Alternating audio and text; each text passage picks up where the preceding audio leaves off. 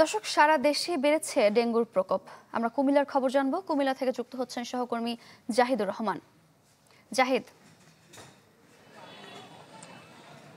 সারিকা, কুমিল্লাও কিন্তু বাড়ছে ডেঙ্গুর প্রকোপ পর্যায়ক্রমে। আমরা দেখেছি যে গত 6 মাসে 200-র অধিক রোগী এখানে শনাক্ত হয়েছে এবং সর্বশেষ গতকাল রাতেও কিন্তু কুমিল্লার দাউদকান্দি উপজেলা যে গরুপুর স্বাস্থ্য কমপ্লেক্স রয়েছে সেখানে 7 জন ভর্তি হয়েছে। তো এক্ষেত্রে আমরা এটুকু তথ্য তাদের কাছ থেকে জানতে পেরেছি যে আপনার সেখানে প্রতিনিয়ত কিন্তু ডেঙ্গুর যে আক্রান্ত রোগীর সংখ্যা সেখানে বাড়ছে এবং গত মে মাসে এবং জুন মাস মিলিয়ে 3 জন রোগী আপনার দাউদকান্দির মারা গেছেন ডেঙ্গু সংক্রমিত হয়ে, এবং তারা ঢাকায় আক্রান্ত হয়েছেন এবং ঢাকায় চিকিৎসাধীন অবস্থায় মৃত্যুবরণ করেছেন এবং তাদেরকে দাফন করা হয়েছে দাউদকান্দি এলাকায়। যেহেতু তাদের এখানে গ্রামের বাড়ি, সেই কারণে তাদেরকে এখানে দাফন করা হয়েছে।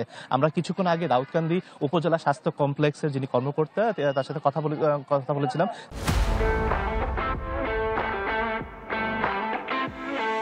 তিনি আমাকে যেটুকু তথ্য জানিয়েছেন যে ডেঙ্গু প্রতিরোধে আমরা সচেতনতা সৃষ্টির চেষ্টা করছি এবং ওয়ার্ড পর্যায়ে প্রচার অভিযান অব্যাহত রেখেছি এবং পাশাপাশি যে এলাকাগুলো সবচেয়ে বেশি আক্রান্ত হচ্ছে সেখানে রেড জোন হিসেবে আমরা চিহ্নিত করেছি এবং বিশেষ করে দাউদকান্দি পৌরসভা এলাকার 5 এবং 6 নম্বর ওয়ার্ড, সেখানে কিন্তু গত 2 মাস ধরে যারাই ভর্তি হয়েছেন সেই এলাকারই বাসিন্দা এবং সেই এলাকাকে বিশেষ গুরুত্ব দিয়ে তারা সেখানে প্রচার অভিযান অব্যাহত রেখেছেন এবং জনসাধারণের মধ্যে সচেতনতা সৃষ্টির চেষ্টা করছেন, সেটুকু আমাদেরকে জানিয়েছেন। তো এর বাইরে উপজেলা প্রশাসনও কিন্তু সেই এলাকাটাকে খুবই গুরুত্ব দিয়ে দেখছেন। আমরা এই বিষয়টা নিয়ে জেলা সিভিল সার্জনের সাথে কথা বলেছিলাম। তিনি বলছেন যে আসলে ডেঙ্গুর যে প্রকোপ সেই জায়গাটাতে আমরা কিন্তু নিয়মিত কাজ করি এবং উপজেলা পর্যায় থেকে শুরু করে সকল স্থানে কিন্তু আমরা প্রচার অভিযান অব্যাহত রেখেছি। বিশেষ করে মানুষের মধ্যে সচেতন সৃষ্টি করার চেষ্টা করছি।